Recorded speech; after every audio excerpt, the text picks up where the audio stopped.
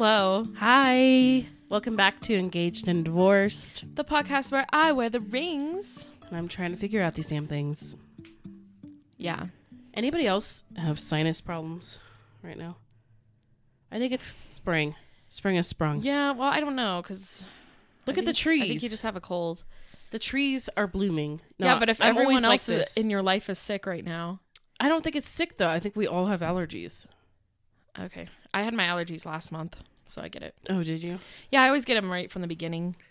Well, we had, like, straight rain 2 days... What was it, 2 days ago? Like, rain all day, which never happens here. Yeah, that was weird. And now everything's all green and pretty. It's weird. And so I feel like everything's blooming now, and it's just, like, not doing good things for me. No, that's true. That's true. Yeah. It's been an interesting week. I had a little stomach bug that, like, wasn't actually a stomach bug. It was like I don't know. It was just a waste of my life. I couldn't do anything yesterday, and I don't like not being productive. Yeah. So I was just like, I still taught 2 classes, but... At least you're better today. Yeah, I'm That's glad. good. I'm glad. So, anyway, how are you all doing? How are you guys? Yeah. Good to know. Good to know. Good to know. Thanks for sharing. Yeah. What are we going to talk about today, Kylie? Well, today we're going to talk about like marriage expectations and realities, because I think there's a lot of expectations that we see with marriage a lot of the time. And obviously we know that like some of them are realistic while others are not so much. So I actually looked up unrealistic expectations because I thought we could kind of talk about that, and you can put in your input too with like what you experience with marriage. So yeah, right on. This will be a fun little marriage convo. It's been a while since we talked about marriage, I feel like. So yeah, it has. Yeah. I'm going to be reading off my phone because I took notes on my phone. So don't think I'm just like ignoring Shaylee and just texting, looking out the window. No, just kidding. Everyone's always like, Kylie, why is Kylie always like bored? I'm yeah, let's talk about that real quick. Yeah, let's address this, because everyone thinks you're always bored or not interested in what I have to say. Okay, first of all, who in any conversation is just like, yeah, I know people like that. Okay, but on a podcast, what's the point? This is supposed to be an audio medium. I'm just saying, I'm not here to like put on a talent performance. She's not used to video mediums. Yeah, if we're having an actual conversation in person, I'm not just gonna be like looking out the window. Like when I talk to you in person, we're like looking at each other. Yeah, right. But like it's really awkward going like this for like 20 minutes. Yeah. So I find that I don't care. You can stare at me if you want to. Also, like the way my brain works is I get distracted easily. So if I'm like looking at you, then I might like start thinking of something. That's true. So if I'm looking out the window, it actually helps me focus more. So I'm actually listening better. So I'm not bored, y'all. Okay. I just don't smile 24/7. Gosh. Okay, that's all I wanted to say. Do those comments offend you, Kylie? Well, I'm just like, what do you expect? Like, who's like on a podcast who's gonna be like, yeah, that's totally right. Like, I can see that if you're like interviewing someone on the news, but we were also very tired that day. Yeah, and also I just like looking out at the nature. What's wrong with that? I have a great view from my window. We have a perfect view of Pikes Peak, which is our mountain here in Colorado Springs. So it's a great view. For sure. It looks so beautiful today. It's snow-capped. Snow-capped? Mm-hmm. I'll try to be better at that for you all, though. Okay, so we're going to talk quickly about some realistic expectations. Let's do that. You know what I mean? Because I want to know what yours are, because I'm curious. You know, you've only been married a year. Less than 1 year. I just got really thirsty all of a sudden. I'm sorry. Okay. Yes. 1 year you've been married, so I'm curious to hear these. I would love to discuss these. All right, let's do it. Feel free to put in any input as you go. And let us know in the comments if you think any of these are unrealistic. Okay, so first things first, something that I heard all the time was like, when you're married, you should like share responsibilities around the house, right? That's one that is realistic, because I'm going to talk about the realistic ones first. Obviously, you don't want one person to do everything. This is not 1925, okay? So we've grown into a nice established society where men should be expected to clean a little bit, right? And cook. Yeah. Take care of the kids. Right. So that is one that is realistic. That can happen and that should happen. And if it's not... It's not happening in most relationships, I feel like. It's very sad. I'm in so many Facebook groups where this is like the number one complaint women give, is that their husbands don't do anything. Oh. And I'm like, That's not okay. I don't miss those days. Yeah, no, that's... Get up and help. No. Oh, Lord. I think it's cool to have, like, you know, designated duties that you do around the house. Like, I'm usually the dishes girly, and I'm fine with that. I don't mind doing the dishes. Girly. Whereas Basil will, like, right, he'll, like, take out the trash and he'll play with the dogs and, like, I'll clean up. Like, we just have things that we both do. Like, we typically, like, have something specific that we do each night. Yeah. But it works, you know? If I was trying to play with the dogs, take out the trash, cook dinner, I'd be like, when will I get a break? I'm Cinderella, right? So we have to have a good balance. So, and you guys are able to communicate those things now. Yeah, that's good, because then once you add kids to the mix, everything just gets more chaotic. Mm-hmm.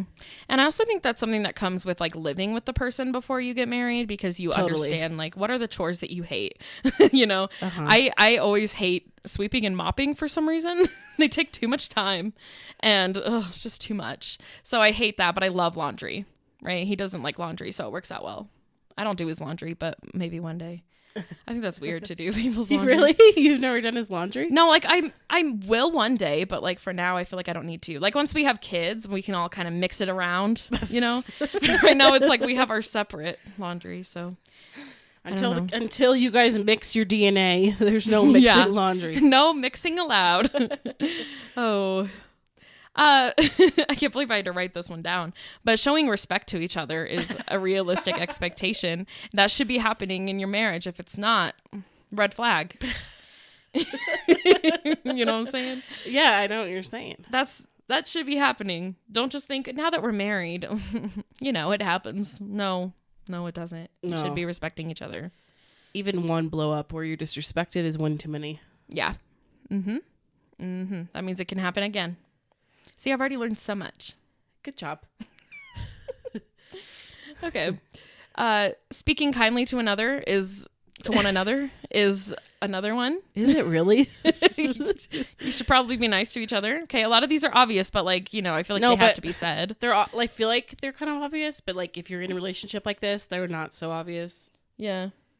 Because you think it's normal. Or if you saw your parents treat each other badly, that's true. Then that's what you grew up thinking. Yeah. So you should be able to like speak to one another with respect and kindly, even if you're angry or disappointed. You know, that you can still be respectful. You can tell a lot about a person when they react out of anger. Mm-hmm. You can tell a lot. Yep. It's very true. Oh, this one's a really important one. Spending time together while understanding your spouse has other time commitments. You cannot expect that person to be there for you 24/7 because they are a human living their own life, right? Their life does not center around you, unfortunately. Dang it. That's something that, like, you know, I feel like that can be a hard one to learn too, because you think that like, well, we're married, so we should be together 24/7. I feel like that would be especially hard for you because you're an extrovert. Yeah. And you want to spend all that time with him. Yeah, it can be. I feel like the times that it's hard for me is like at night if he goes somewhere after work and I've been at home all day working. Yeah. I have seen nobody. And then I'm like, what am I supposed to do? I haven't talked to a single person today, like besides these kids online. Like, what am I supposed to do? So you're like already getting a taste of motherhood. Right? So then I just work. I'm like, I might as well just get some work done. Yeah. Oh, but yeah, it's so important that each person has their own hobbies and their own like life outside of the relationship. Yeah. And that you allow that for each other. Right. I think that's awesome that you guys do that. And they should make time for you. I'm not saying like, if they don't make time for you, get over it. Like, that's not it at all. But just understanding that like there's other people in their life. There's other things that they have to do. Yeah. I think that's very good to learn. I had to learn that the hard way. Because I am like, once I get attached to someone, I'm like, so. Yeah, I feel that. That kind of goes with the next one I was going to talk about. There's other people in their life too. So like, family is big, and to both of us, like both of us love our families. So we make sure that we spend equal amounts of time with our family. Yeah. Right. So I feel like I've heard of relationships where it's like they prioritize somebody more than their spouse, or like they don't prioritize any of their family at all. Yeah. You know, so it's like, there's a balance there a little bit. Yeah. It is nice too that like your guys' parents both live here Right. in this city. Right. It's really nice to have that. Yeah. It's nice that we can be like, okay, we're going to go hang out with my family. We're going to go hang out with your family. And like we do it together, you know, because we want to. So, yeah. Okay. One thing that I think is overlooked a lot of the time is physical touch, physical closeness. Because I feel like there's this expectation with like once you're married, you know, have children, but like you don't need to like touch each other. You don't need to like hug. Like people just think you're just gonna make babies. You know what I mean? That's not like they take Really? for. I have a different Like outlook I feel like a lot of people are just like they overlook the fact that you need to cuddle once in a while. Like when you get older is what I'm saying. Right. Yeah, like once you're older, stop cuddling, you know, they forget to hug each other. Right. Well, Yeah. as your marriage progresses, those little things like kissing each other or cuddling That's can kind of what I go mean. out the window unless you're like actually intentional about it. Yes, that's what I was trying to say. Yeah. But like it does happen over time, I feel It like. absolutely does to everyone. You both have to like be intentional about it. Yeah, so physical closeness is a must. Yeah. That's because I've seen many older couples who like don't even hug. I've never seen them hug. I know. And it's like, I get it. Like if physical touch is not your love language, but like you gotta have a hug once in a while, you know? To me, I would just feel like I'm roommates with somebody Yeah, if it got to that point. that's true. So, I don't, because it's like, that's the one thing that you share with your partner that you don't share with anybody else. Is that physical touch and that physical closeness. So if you don't have that with them, you're basically just friends living together. Yeah, that's kind of sad. It is really sad. And people settle for that. Don't settle for that. Mm-mm. You need a cuddle once in a while. Yeah. There's actually been studies done. The more hugs we get per day, the more healthy we are. Like the more happy we are. We're supposed to get like 15 hugs a day or something. I'm like, how's that even realistic? But I have a friend who hugs her husband like several times a day for like 10 minutes at a time because it like calms her nervous system. And I'm like, wow, I've never done that before with anybody. But I could see how that'd be like a really healing experience, especially because she grew up in like an abusive household. Yeah. And so for her, it's like a way for her nerves to like center themselves. I don't know. But I think it's really cool. And I just think we just don't do it enough. That's true. We need to be hugging more. I'm bad at that because I don't like physical touch that much. But like, But when it comes to Basil, Yeah. you like to hug him. I do like a longer hug instead of like multiple hugs. I like just like one long one, and you can kind of like talk and pat each other's back. I like that better than like random hugs. I need to be better at just like randomly hugging. But Yeah. anyway, I feel like that's something that is overlooked a little bit once you're in marriage for a while, but it should be happening forever. Okay. Yeah. Making time to have fun and laugh together. Oh, big one. Yeah. That should be happening as well. And I don't have kids yet, so I know I'm like talking from a perspective that's like, well, you have all the time in the world, but I think you can have fun with your kids and your spouse, right? You can kind of do things all together. So Totally. just a couple more realistic ones. Trusting each other, obviously. That can be hard sometimes if they've broken your trust before, but trust each other and support each other's dreams. I think that's also an important one. So, yeah. Definitely. Okay, let's talk about unrealistic. And I literally looked up unrealistic expectations. So people already had lists for me and I kind of just like put them together. So all the realistic expectations are things that should be happening within a healthy relationship or within a healthy marriage. Mm-hmm.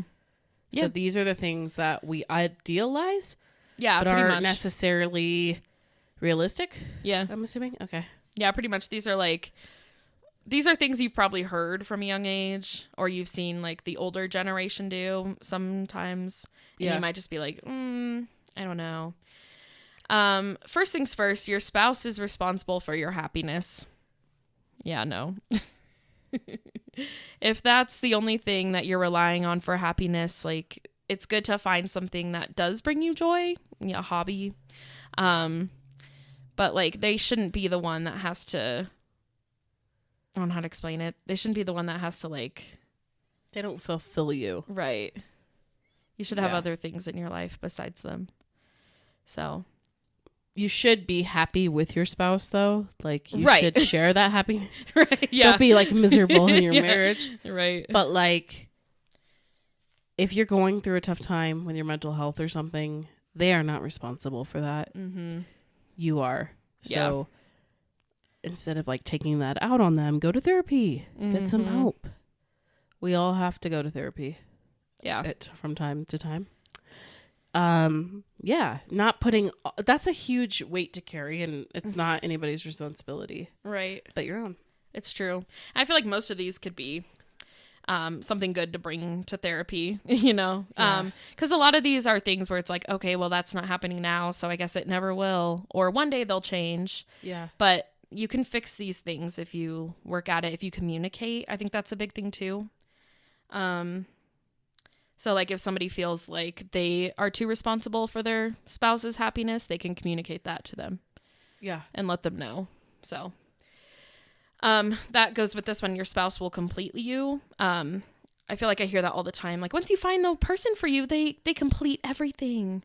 And there's still going to be things that you're going to struggle with, right? It's not like you're going to turn into a perfect, happy person forever. Yeah. That's just very unrealistic.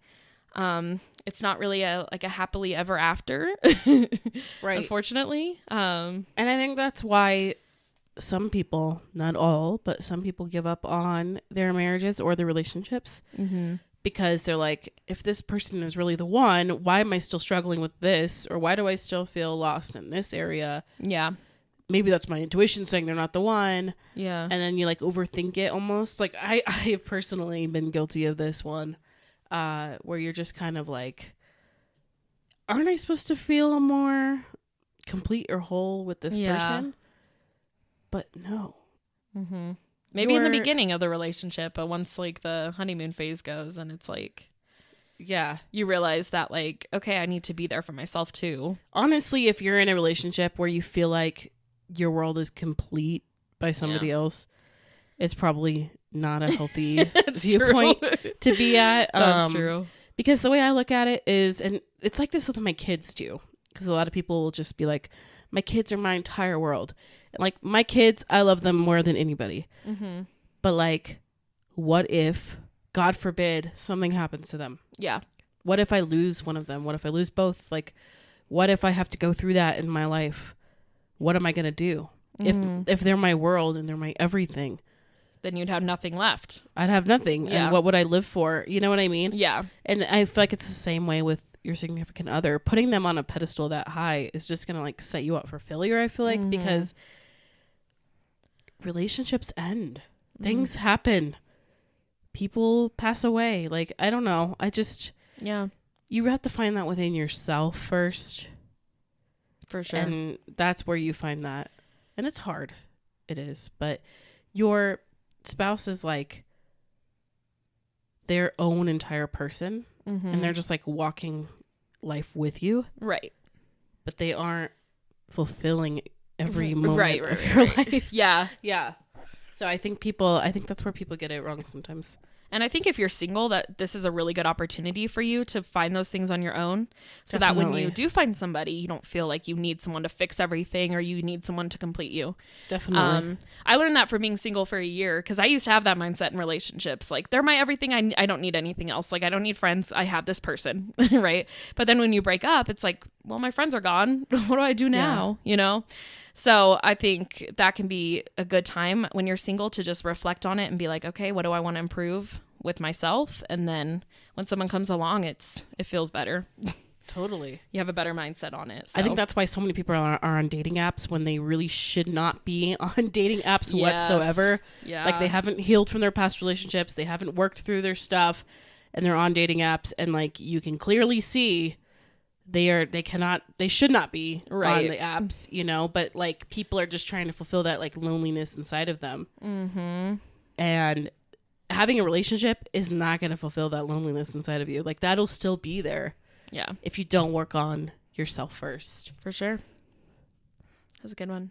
I've heard people say getting married is the hard part. And once you get married, it like gets easier. Have you ever heard people say that? Absolutely not. Everything I've ever heard is like the first year of marriage is the hardest. Yeah, that's true. Which I thought was the case. Yeah. But like, I don't know. Would you agree with that? No. Do you feel like the first year of your marriage has been harder than the rest of your relationship? Mm-mm. I feel like the beginning of the relationship is probably the toughest because Yeah. you're working through the kinks. You're learning how to communicate. Yeah. I think that's for like a more traditional, like you just met, you're getting married, and then you're going to have a hard year because you barely know each other. Like an arranged marriage type of thing. No, or Christians. Oh, you know, when you've only been dating for like or when a you few haven't months. when you haven't lived together yet. Yeah. Because that's a big factor as well. Yeah. Like, of course, that's going to be a hard transition to go into when you never like lived with the person or spent time with them in that capacity. Yeah. And I think putting all the changes at once could affect it too. Like you're living together, you're sharing finances, you're doing all these different things. Like that could be a lot at once. So yeah, gradually going into it, I feel like you don't experience it that much. But I think we're like painted this picture with media where it's like, you know, every movie we watch, if they get married, it's like, oh, the end of the story, right? And then they live happily ever after. That's so true. So I think that's what they mean is like once you get married, then like everything's perfect. And obviously it's just like, no. Because then you start to learn more about the person. And then you have to find ways to work together with different things that you may not agree on or you just are different in.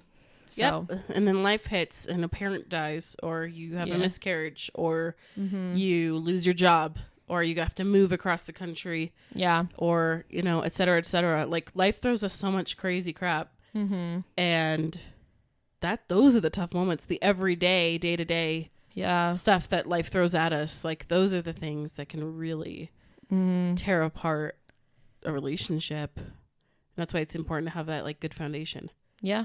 No, that makes sense. Yeah, I haven't felt like the first year of marriage has been hard. Like, I really haven't felt that way. I thought I would. I was like prepared to because I was told that so much. Yeah. But I haven't. Like, we never had a huge fight where we like stormed out. I don't know what people expect to happen. See, and that's the thing. Like, I was always told that like if you don't have fights, that's a red flag. Yeah, you told me that once and I went, huh? Did I really? Yeah. You were like, well, we were talking about a specific couple and you're like, have they ever fought? And I was like, I don't think so. And you were like, oh my God. You're like, that is so unhealthy. And I was like, it is? I know. And they've been together for like 7 years without ever having a fight. Yeah. And some people will argue that that's like not healthy. And I'm like, why do you need to fight? Yeah. What's actually like the reason? And like, let's define fight. Okay. Right. Like an argument is different than screaming at each other and calling each other names. Yeah. That's disrespect. That's abuse, you know? And everybody has like a different view of it, but I think some people like get so used to that like chaos of just like fighting that like, and then like the makeup sex, it's like people become addicted to that high and low. I don't know how you get that way because if I'm pissed, I'm going to bed. You are not touching my body. If we're in the middle of a fight, like that is not happening. There are different types of fights, I guess. Arguments are fine. We get in arguments all the time, but they're like little arguments that we get past, you know. And I saw one, like, you know how people say don't go to bed angry? Mm-hmm. I think if you do once in a while, it's okay. Like sometimes I just need a fresh start in the morning. Right. Sometimes you just have to go to sleep. Yeah. Like you just know those moments where you're like, you know what? This day sucks. Yeah. I want to go to bed. I am emotional. I'm tired. I'm done. Yeah. I'm going to sleep. Yeah. And like, I think that phrase, you know, don't go to bed angry is basically saying like, don't end things on such a bad note. Yeah. Where like you can't fix what you went through in the night, in the morning. Yeah. You know what I mean? Yeah. Like, but sometimes you don't want to solve it till later. Like, I don't know. I guess it's different if you're. But I think communicating it. Yeah. Communicating it and just being like, hey, you know what? I love you, but I have to go to sleep. Like, we can talk about this tomorrow. Mm-hmm. That's different than just being like stonewalling, which is like silent treatment, and just being like, you know what? We're done. Don't talk to me. Like, oof. Yeah, that's rough. That's different. So. Okay. This is getting crazy. I've seen literally 6 planes. I've been counting driving past the mountain. Why? That's the 6th one. Are they military planes though? I feel like I don't know, but I feel like it's be. like a loop on like a computer background. It's probably, it's probably a military plane. Probably. I'm just like, sorry for looking out the window, everyone. See, we get distracted, but there's a giant window in front of us and there's always things flying around. Yeah, man.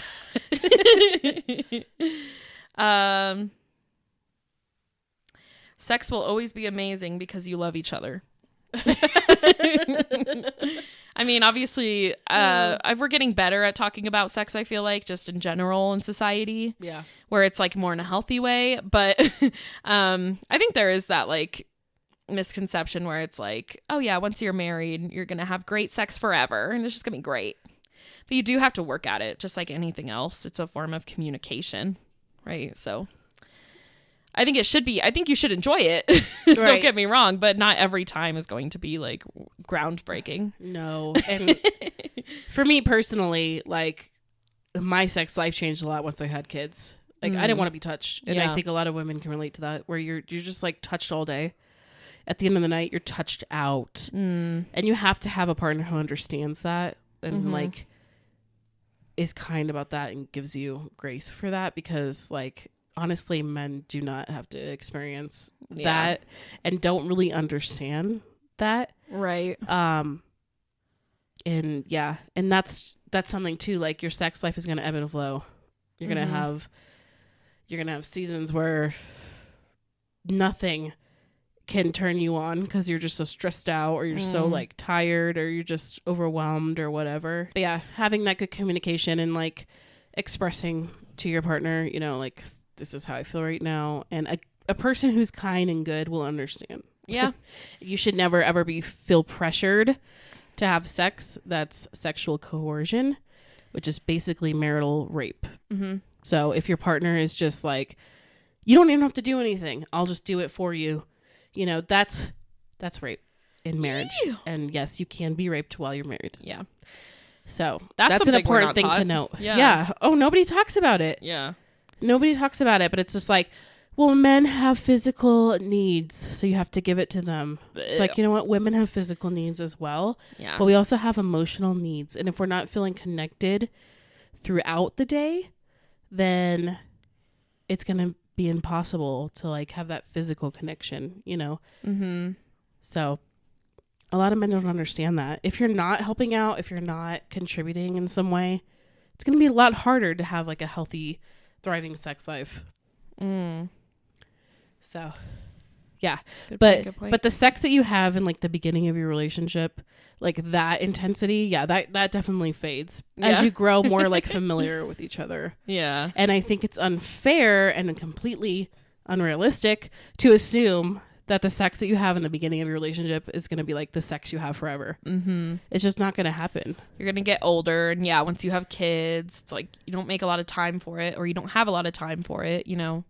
There's a lot of factors. I'm sad for the day when I'm too old to have sex. When does that happen? I know. Well, I think it happens for men sooner.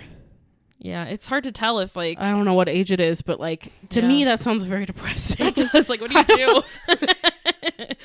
Like, oh, that's Can so you sad. still like use a vibrator? Or is it just not exciting anymore? I really want to know this information. Like, yeah, maybe we should bring on like a sex therapist or something. An older person who... An older sex therapist. Yeah. I don't know. I have so many questions. I do have questions. I want to know when like that ends, and like, how do you... I feel like once you're at that age, couples don't typically get divorced. They stay together because they've been with each other for such a long time. Yeah. But wouldn't that be really, really hard if you had like such a physical connection for so long, and then all of a sudden like now it's gone?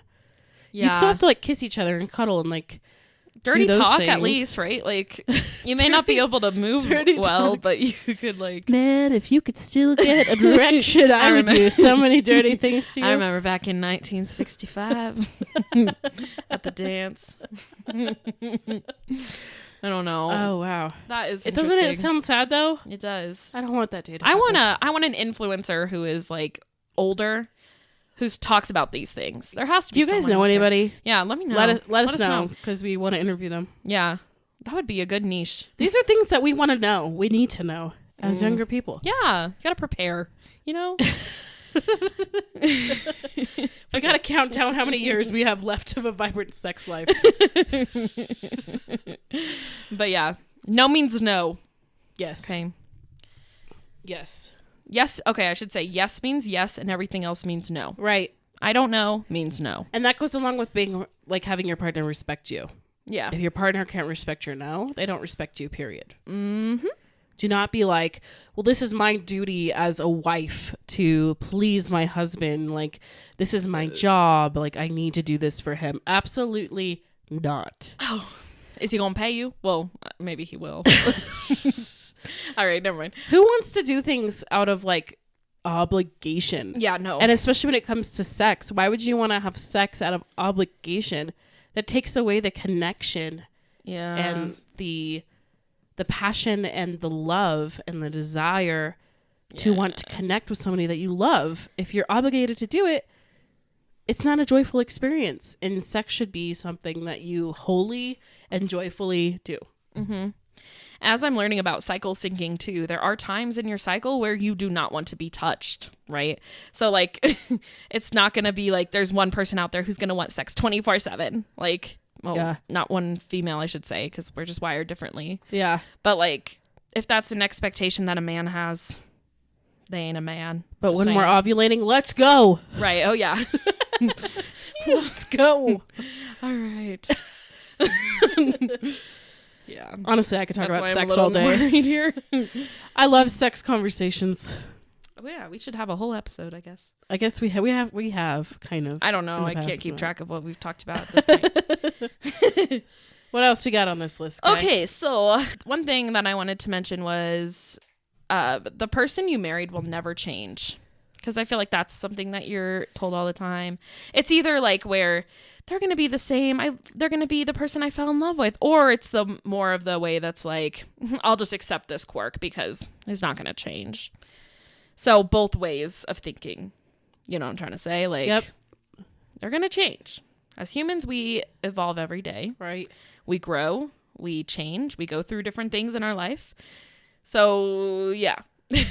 I think as I observe couples now out of a marriage and like taking the experiences that I had and just kind of observing other married couples, I can see that a lot of couples try to change each other.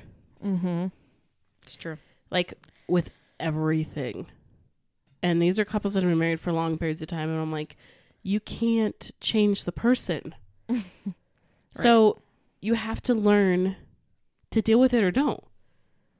You're never obligated to stay in a marriage. Once again, who wants to be obligated to stay married to somebody? You shouldn't feel like you have to just because like that's what you were taught to do.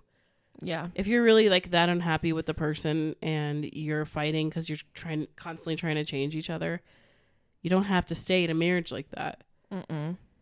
You know, like each person should feel free to be who they are.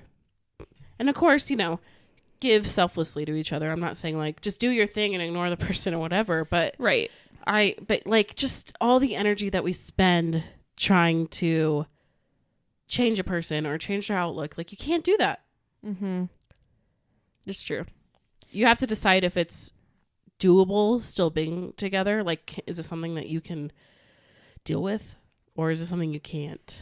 Another thing I've seen a lot, like just, I don't know, growing up or like from a lot of people is like they're more passive aggressive or they'll make comments to other people in front of them. Like, yeah, he never cleans his clothes up. Oh my gosh. And those types of things, it's like all that you're is doing so dehumanizing. yeah, you're just tearing that person down and you're trying to say like, I wish that they could change and do this instead.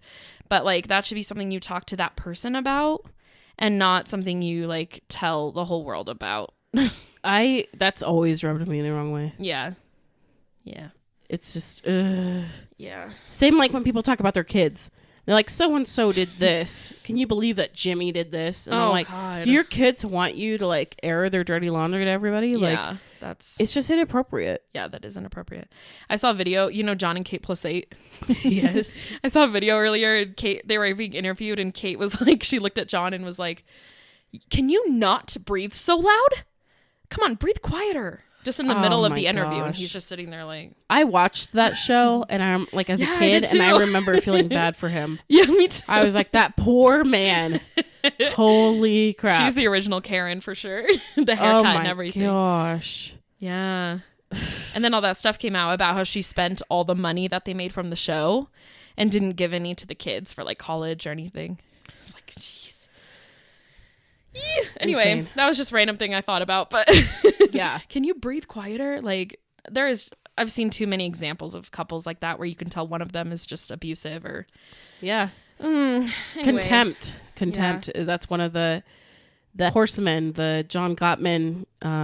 He's a marriage researcher. He came up with like 4 different things that are proven that if you have these things in your marriage, like your marriage is headed toward divorce if you don't fix them. And that's one of them. Is just resentment. Yeah. And just like bitterness and like holding on to things that you shouldn't be holding on to. And yeah, that can be and letting that like grow and develop inside of you. Like it doesn't do good things. That's a lack of communication.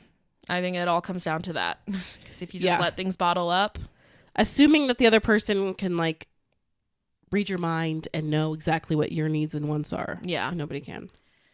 True that. Your spouse will give you whatever you want because they love you.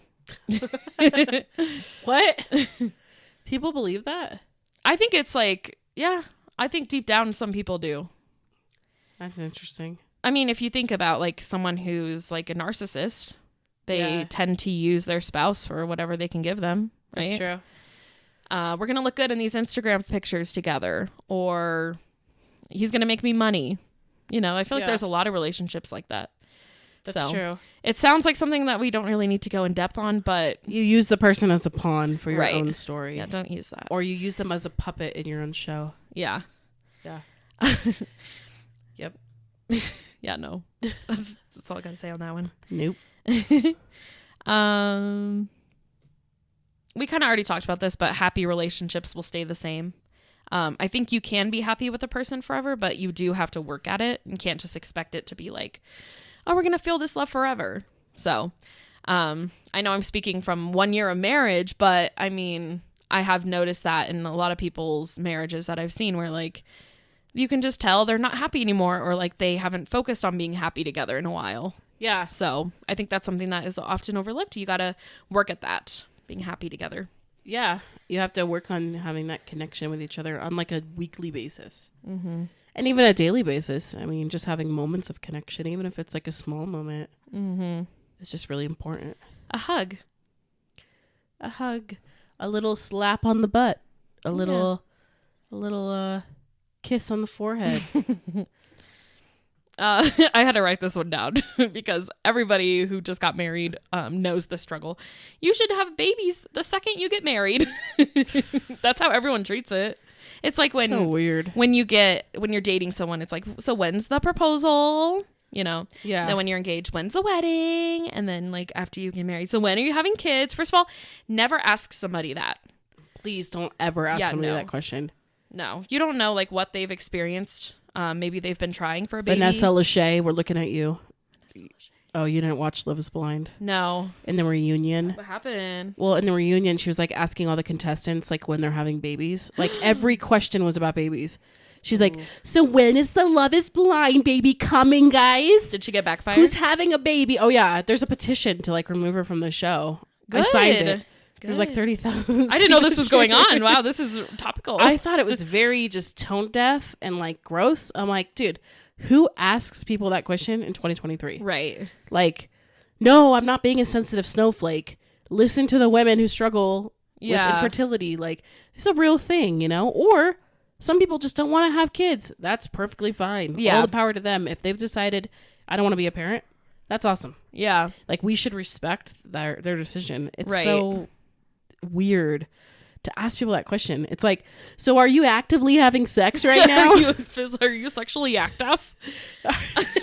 Are you taking birth control? Like, these are personal questions about people. I've had we just people, like overlook it. Yeah. I think I've had a lot of people ask it in a nice way where it's like, are you wanting to have kids in the future? Like something like that. But like, those are people I know. Like, like those are people not just like a stranger. Yeah. If a stranger came up to me and was like, you just got married, so when are the kids coming? That's, so I've never been offended by it personally because it's been like, you know, people that are in my life that like have asked in a respectful way, but also like, you know, because I do want kids, it hasn't offended me personally, but I know that it's not something you should do. Right. Well, one of my friends who struggles with infertility, she was like hosting a baby shower for one of her friends. And one of the old ladies came up to her and was like, don't worry, your time will come. It was like, ew. Disgusting. Like, why would you say that? That's messed up. So, yeah. Don't ask people that. And don't ask women when they're due or if they're pregnant just because they have a belly. Come on. Please. This should be common sense. But it's not. I had an old lady at church one time be like, "Are you with child?" Oh, yeah. That was the weirdest way to ask that question. Are you with child? Yeah, I'm Mary from the Bible. Like, such a weird phrase. Yeah, so don't ask that question. But also, nobody is expected to have children, period. Yeah. Goodness gracious. Watching that, like, How to Get Rich show, where he was talking about on how, Netflix? like, he was talking about how so many couples, like, have never communicated about money, which sounds crazy to me. Yeah. But I have heard that from many people, like, oh, we didn't talk about it until we got married. And I'm like, oh, I was very open about my student loans. You know what I mean? Oh, like, right. So I think that's a thing that's like, no, you need to have that conversation before because you need to know what you're getting involved in. Totally. And I think that is also a good reason to move in together or getting married. Yeah. Because you have to have those conversations of, okay, how are we splitting this? Like, are we splitting this place 50-50? Are you paying for the bills and I'm paying for the groceries? Like, yeah. How are we doing this? Like, how are we going to combine our lives together? Yeah. That's been the hardest thing for us because we went from like we weren't spending that much on our apartment that we were in to like a house that costs a lot of money. Yeah. So that was a hard like wake up call where it was like, oh, we have to budget. Oops. We're adults now. So doesn't that suck? Yeah, but I guess that's good to learn, before you're 30. Right. So yeah, you're learning it now, which is really great. Yeah. It's good to get a hang on those things. Oh, I mean, we've talked about it before, but like the equally yoked thing. Oh, that's a whole other thing. But like, a lot of people think that you have to marry someone who's the same religion as you. And I feel like that can be a personal preference, I feel like. But it's not, I don't know. I feel like it's definitely like more of an older generation mindset. That's true. There are people our age that still believe that. And if you are one of those people, that's fine. We're not downing you on that or anything. Like, everyone has their own beliefs and their own convictions. Yeah. But I think like preaching to people at a church or in a religious setting that's the only way is crazy. Because everyone has their own relationship with the universe, with God, with spirituality, whatever. And it only makes a fraction of a person. And I feel like when I was really active in the church, my whole personality was like Christian woman. You know what I mean? And it was like everything that I did revolved around that. Because that's what I was taught to do, like make him the center of everything. But now it's like, you know what? I have a relationship with him, but like it's not my entire personality. And when I was dating people, I was dating atheists and agnostics and everything. And I'm like, these guys are so sweet. Yeah. They're so not, like, I was taught to fear these kinds of guys. Yeah. But they're great. Right. And my boyfriend now, like, he's a Christian, but we don't really like talk about deep religious topics too often. And it works for us. I don't know. It's just, I think that you could really miss out on a wonderful relationship by limiting that. I remember that feeling too when I was like very much like Christian girly, like this is my era, this is all I'm focused on. This is my entire personality. Jesus is my boyfriend. Yeah. And it was like right after my missions trip. And then I was like, I rejected Basil because I was scared because I thought like, well, because he's not a Christian, he's a Catholic. So it's pretty similar. He's a Catholic. But like a lot of Christians believe that Catholics aren't the same. Yeah. And then once I talked to him, I was like, oh, we believe the same thing pretty much. Like, I thought like that would ruin my relationship with God forever. Like I was like, if I choose him, then like I won't have a relationship with God. And then after a couple months I was realizing like, no, that's not how it works. That's what I've been taught to believe. But like once I like asked him questions and like got to know what he believes in, I was like, okay, I think we can make this work. Like we're even though we didn't agree 100%, it wasn't the biggest thing that mattered to us personally. And I feel like we're very much on the same page now. Like, so I could have easily just been like, well, he's a Catholic. So like, but I also knew a lot of Christian guys who like didn't treat women correctly. So like, I mean, exactly. I'm not saying like, of course there's some good Christian men out there, but like, right. I think, you don't want to overlook the possibility. So yeah. Definitely. I think you need to get to know people. Life is not black and white thinking as we try to make it sometimes. Yeah. There's all kinds of colors in the middle. Yeah. We try to put people in boxes, but like there's some colorful boxes. Exactly. Okay. And we just, we have to get to know people before we put labels and things on them. So, yeah. So what are your guys's marriage expectations versus reality? Yeah. Let us know if any of yours popped up in your head as you're watching this video. We'd love to hear yours.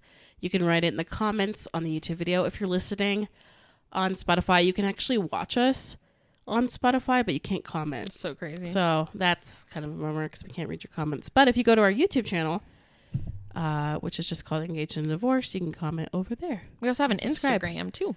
We do have an Instagram, and I like never update it. I really suck at updating it, but I think this summer we should like do some fun reels and like, for sure, and like add some flavor to the Instagram account. Add some spice. Yes. Okay. Add some spice. I'm down. Go follow us on there. Yes. Okay. Well, thank you for listening, and we will talk to you next week. Yes. Thank you. We'll see you next Friday. Bye. Bye.